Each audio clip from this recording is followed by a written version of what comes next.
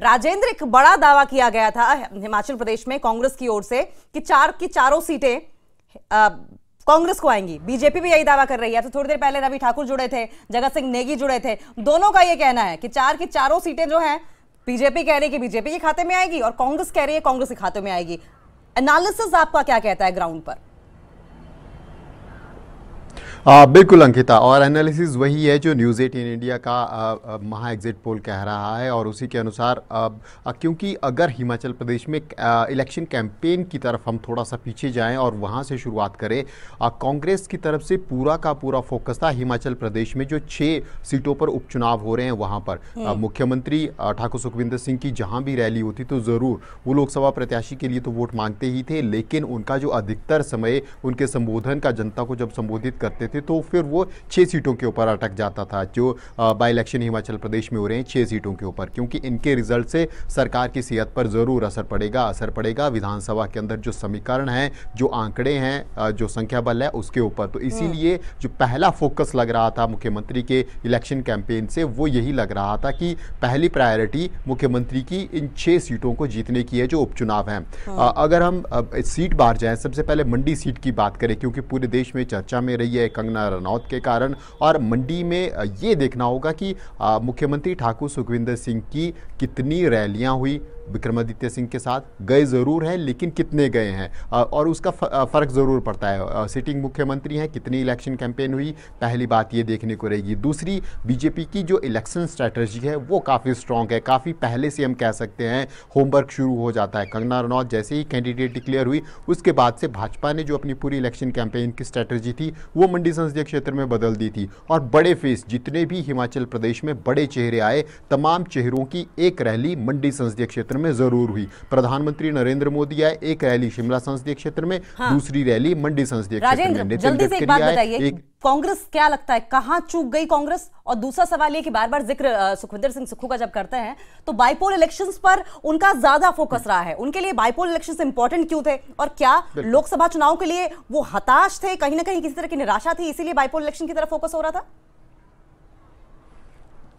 अंकिता, अभी जो पिछले कल कांग्रेस के राष्ट्रीय अध्यक्ष की तरफ से दावा किया गया है कि वो कितनी सीटें जीत रहे हैं, उनमें हिमाचल प्रदेश का अगर जिक्र करें तो 2 सीटें खुद कांग्रेस ने अपने आप को दी हैं। मतलब ये साफ जो कांग्रेस की राष्ट्रीय पार्टी, जो कांग्रेस का राष्ट्रीय नेतृत्व है, ये मानकर चल रहा है कि वो 2 सीटें हार रहे हैं और वो 2 सीटें हैं हमीरपुर और कांगड़ा, जो कांग्रेस पहले ही खुद ही अपने आप दे चुकी है। तो पहले कांग्रेस के कॉन्फिडेंस और तैयारी को लेकर यहाँ समझा जा सकता है। दूसरा ये क्योंकि हिमाचल प्रदेश में पहली बार हुआ, मुख्यमंत्री के ऊपर सवालिया निशान उठे और 6 विधायकों की तरफ से जब क्रॉस वोटिंग की गई राज्यसभा के उम्मीदवार के लिए, भाजपा के प्रत्याशी को वोट दिए गए और भाजपा के प्रत्याशी राज्यसभा पहुंचे। उसके बाद निष्कासन किया गया। रवि ठाकुर जो अभी हमारे साथ जुड़े थे वो भी उनमें से एक हैं और ये 6 के 6 जो कांग्रेस छोड़कर भाजपा में शामिल हुए, हम कह सकते हैं भाजपा ने उनको टिकट दिया क्रॉस वोटिंग के बाद और चुनाव लड़ रहे हैं। मुख्यमंत्री का पहला जो टारगेट था, जो पहला कोशिश थी, वो यही थी कि इन 6 को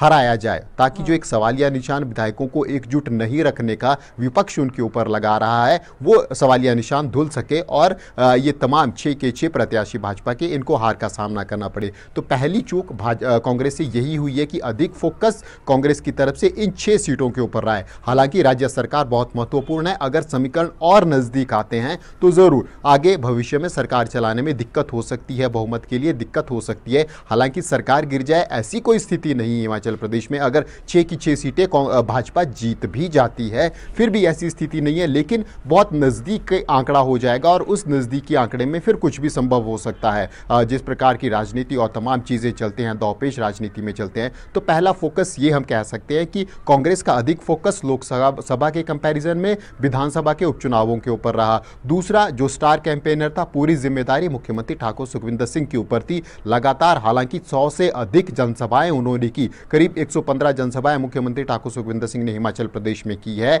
लेकिन वही भाजपा में डाइवर्सिफिकेशन था, अलग अलग लीडर्स थे, अलग अलग रीजन थे। भाजपा ने मंडी में डेडिकेटेड नेता प्रतिपक्ष जयराम ठाकुर को लगाया था सीधे तौर पर, क्योंकि नजदीकी मुकाबला था। जो भाजपा के प्रदेश अध्यक्ष हैं डॉक्टर राजीव बिंदल, उनको डेडिकेटेड शिमला सीट पर लगाया गया था क्योंकि नजदीकी मुकाबला था। कांगड़ा में पूरी फौज जो भाजपा के नेताओं की है वो उतारी गई थी। हमीरपुर खुद खुद मुख्य संसदीय मंत्री केंद्रीय मंत्री अनुराग ठाकुर संभाल रहे थे। उनके पिता प्रेम कुमार धूमल लगातार अलग अलग जगह पर जा रहे थे। जेपी नड्डा भाजपा के राष्ट्रीय अध्यक्ष है, वो हमीरपुर संभाल रहे थे। इसके अलावा इस बार की इलेक्शन कैंपेन में हिमाचल प्रदेश में जो केंद्र की तरफ से पूरी जिम्मेदारी संभाली गई वो जेपी नड्डा की तरफ से संभाली गई। जेपी नड्डा की रैलियां पहले 6 महीने पहले जेपी नड्डा आते हैं, पूरे प्रदेश में पन्ना प्रमुख सम्मेलनों को खुद संबोधित करते हैं। हम समझ सकते हैं भाजपा के राष्ट्रीय अध्यक्ष आते हैं और हर बूथ के पन्ना प्रमुख को सीधे तौर पर खुद संबोधित करते हैं। ये भाजपा की स्ट्रॉन्ग पॉइंट रहा है। उसके बाद जेपी नड्डा दूसरे राउंड में आते हैं।